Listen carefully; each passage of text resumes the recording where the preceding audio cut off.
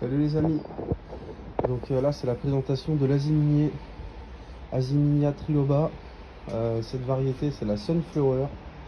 Sa particularité c'est qu'elle est auto-fertile, auto-floraison, auto-fructification. En fait il n'y a pas besoin de mettre un pied mâle et femelle pour pouvoir avoir des fruits. Donc en fait c'est une auto-flow quoi. Donc c'est une variété qui a l'air de très bien fonctionner. Moi j'ai chopé ses pieds l'année dernière et l'année dernière ils avaient fleuri, cette année c'est pareil. Je me suis permis juste de les rempoter l'année dernière. Vous voyez. Donc dans un pot assez profond on va dire. Il faut savoir qu'elle a une racine pivotante qui cherche le bas pour qu'elle s'épanouisse un minimum au conteneur avant que vous le plantiez. Essayez d'avoir un pot qui est assez long, voilà, en hauteur. Donc, comme vous pouvez le voir, ça a fleuri. Donc voilà quoi. Je ne sais pas si vous allez bien le voir, mais on a des très belles fleurs, des très belles cloches qui tombent vers le bas.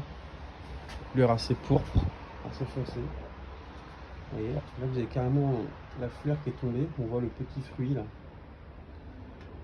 En fait il y avait les cloches, il y avait la fleur autour qui est tombée avec le vent. Et ce que vous voyez là, le petit truc vert vers le bas là, c'est le fruit. Donc ça c'est le pao-pao on l'appelle. Donc c'est un fruit qui ressemble à une mangue. Un goût de banane et de melon et de mangue. C'est un fruit assez exotique qui pousse très bien chez nous en France. Comme vous pouvez voir, la floraison est spectaculaire. Il y a des fleurs partout, hein. Donc des fruits partout. Voilà. Ça fait des petites grappes de fruits quoi. Donc vous voyez, j'en ai même encore ici. Mais comment vous dire, si vous n'avez pas la variété autofloraison, vous pouvez le polliniser directement vous. Et essayez de le faire de façon manuelle. Vous prenez un pinceau ou un coton-tige et vous le rentrez là. Et après, vous allez le mettre à côté, sur votre fleur d'à côté, là, etc. Pour polliniser. Prenez pas en plat. Et sur le pied d'à côté, vous mettez là. Voilà. Parce qu'en fait, cet arbre vient d'Amérique du Nord. Et du coup, là-bas, il est pollinisé par je sais plus quelle bestiole. Mais nous, on l'a pas en France. Donc en fait, apparemment, ça arrive à se faire polliniser par les fourmis et les mouches. Mais bon, si vous avez le temps, vous le faites à la main, il n'y en a pas pour longtemps. Hein. Même si vous faites ça sur des grands arbres, vous en avez pour une demi-heure, une heure, et puis vous êtes tranquille. Voilà. Donc les fleurs, elles apparaissent avant les feuilles. J'ai eu ça là, bien avant les feuilles. Les feuilles, elles sont très récentes. Donc voilà, n'hésitez pas à porter cet arbre qui donne des fruits magnifiques et qui pousse très bien. Je vais vous faire montrer un peu à quoi ça ressemble quand c'est en fleurs. Voilà. Bientôt, je vais les planter en terre, bien sûr, et je vous ferai montrer à quoi ça ressemble en terre.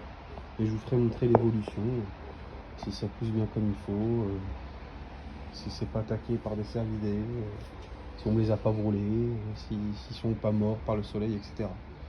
En tout cas, pour son exposition, pour ceux qui comptent les planter en terre, là, directement, il faut savoir que cet arbuste, il pousse au pied de sa maman. Et il pousse un peu en bois, sous bois, au bord de rivière. Donc il va aimer, en tout cas quand il est petit, un endroit où il est couvert. Un endroit un peu ombré. Vous voyez, on va dire pas le plein soleil. Il va être trop fragile et il risque de ne pas supporter. Il faut l'envoyer dans un endroit un peu couvert. Donc dans l'idéal, vous mettez ça dans une espèce de petit endroit où il y a un peu d'ombre.